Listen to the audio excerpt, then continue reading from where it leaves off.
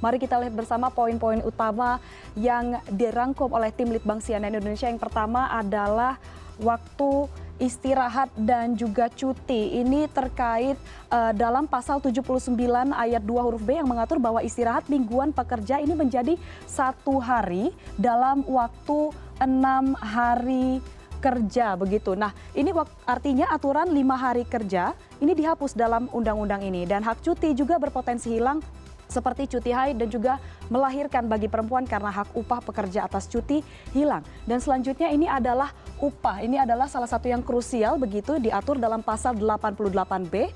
Pasal ini mengatur tentang standar pengupahan berdasarkan waktu alias per jam begitu.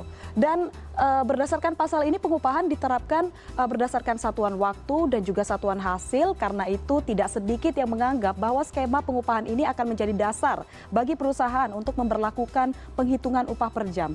Dan selain itu dalam pasal 88C ini disebutkan menetapkan upah minimum sebagai jaring pengaman. Nah, dalam hal ini kaitan upah minimum yang dimaksud adalah upah minimum provinsi. Pada poin ini banyak juga kekhawatiran terkait pemerintah tengah berupaya menghilangkan upah minimum kabupaten atau kota atau UMK melalui peraturan ini. Dan selain upah, hal lain yang menjadi kontroversi adalah jam kerja yang dinilai eksploitatif. Dalam pasal 77 Undang-Undang Nomor 13 Tahun 2003, pasal sebelumnya ini disebutkan mengenai pelaksanaan ketentuan waktu kerja, yakni 7 jam sehari untuk 6 hari kerja atau 8 jam sehari untuk 5 hari kerja. Nah, sementara pada UU Cipta Kerja pasal 77 ini disebutkan waktu kerja paling lama adalah 8 jam dalam waktu 1 hari dan 40 jam dalam waktu 1 minggu. Nah, selanjutnya poin yang menarik diperhatikan juga adalah mengenai penghapusan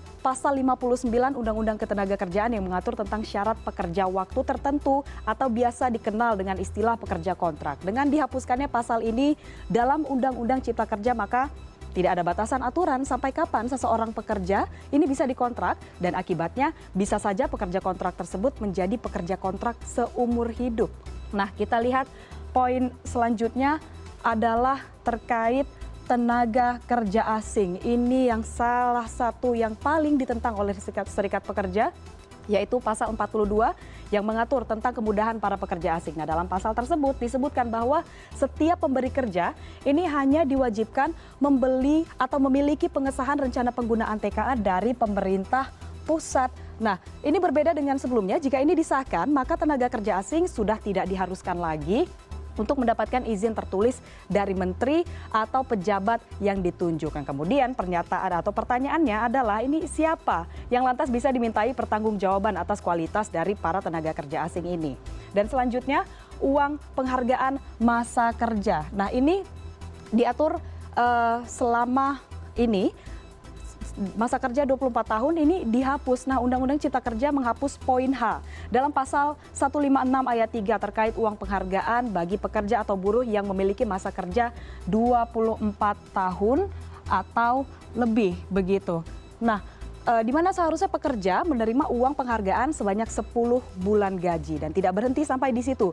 Jaminan pensiun ini juga menjadi salah satu yang terkena imbasnya, sebab RUU Cipta Kerja menghapus sanksi pidana bagi perusahaan yang tidak mengikut sertakan pekerja atau buruh dalam program jaminan pensiun. Hal ini juga erat kaitannya dengan kemungkinan adanya kontrak seumur hidup seperti yang kita bahas di awal tadi.